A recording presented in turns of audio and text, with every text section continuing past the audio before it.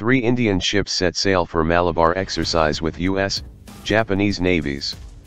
Singapore, 3 Indian naval ships sailed out of Singapore today to join upcoming Malabar exercise, which will be held jointly with the US and Japanese navies off Guam in the Pacific Ocean.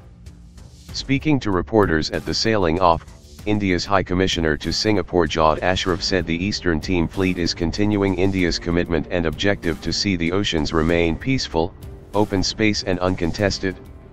These ships are on their way to Malabar exercise with the navies of United States and Japan, and one of them, in Sahyadri, will take part in the RIMPAC exercise, he said.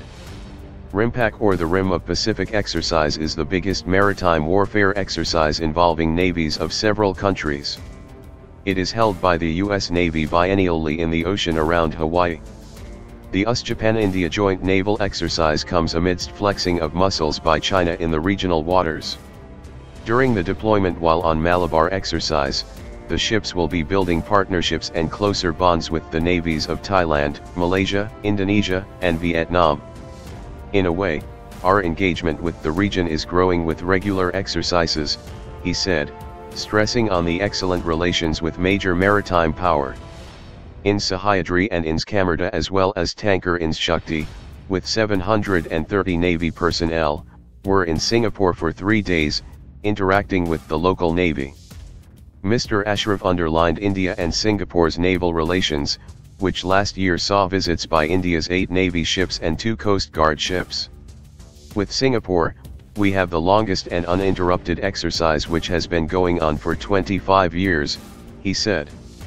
The envoy also highlighted the success of Indian Ocean Naval Symposium, a platform where navies can communicate with each other and develop a sense of understanding, which has now grown to 34 member countries including Singapore. Milan, he said, was another naval exercise promoting multilateral exercises and understanding in managing oceans. He stressed India's good relations with many of the littoral states, saying we will continue to build on that.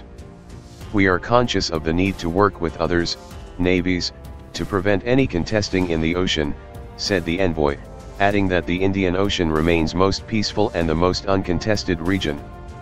The US had last week warned China that it would face consequences for military buildup in the disputed South China Sea in the Pacific Ocean, where Beijing has deployed anti-ship cruise missiles and surface-to-air missile systems.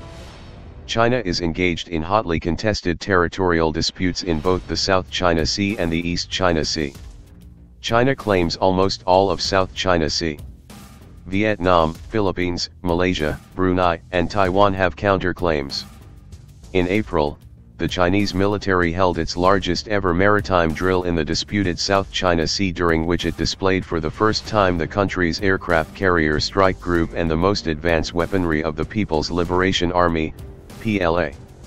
The drill was held amid frequent forays made by U.S. naval and aircraft into the South China Sea to assert the freedom of navigation, especially around the artificial islands built by China, where it has also established garrisons. Meanwhile, the Indian High Commission said the visit of naval ships seeks to underscore India's peaceful presence and solidarity with friendly countries towards ensuring good order in the maritime domain. Indian naval assets have been increasingly deployed in recent times to address the main maritime concerns of the region.